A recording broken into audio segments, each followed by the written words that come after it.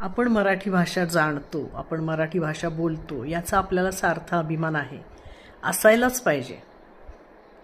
पण तो अभिमान अजून दृढ होतो जेव्हा आपण विचार करून पाहतो की आपले छत्रपती शिवाजी महाराज कोणत्या भाषेत बोलत होते. आपल्या आऊसाहेबांबरोबर, येसूबाईंबरोबर, आपल्या मावळ्यांबरोबर किंवा संभाजीराजेंबरोबर बोलताना मराठीतच बोलत असतील ना. जेव्हा कोणत्याही कामगिरीवर निघत असतील तेव्हा आऊसाहेबांना नमस्कार करून येतो आऊसाहेब असंच म्हणाले असतील. येसूबाईंनी त्यांना निरोप देताना काळजी घ्या असंच सांगितलं असेल. जेव्हा आपल्या मुलाला संभाजीराजेंना 4 हिताच्या गोष्टी सांगायच्या असतील त्या मराठीशिवाय कोणत्या भाषेतून सांगितल्या असतील. किंवा कोणत्याही कामगिरीची जेव्हा तयारी चालू असेल तेव्हा आपलं हितगुज आपल्या मावळ्यांबरोबर कोणत्या भाषेत केलं असेल. मराठीतून. एवढं कारण आपल्याला आपल्या मराठी भाषेवर प्रेम करण्यासाठी, अभिमान बाळगण्यासाठी पुरेसं आहे.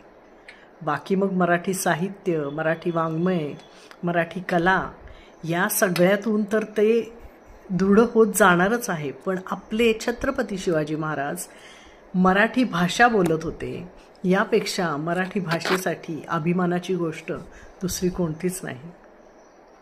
एकदा विचार करून बघा आणि त्याचा सार्थ अभिमान बाळगा. मराठी बोला.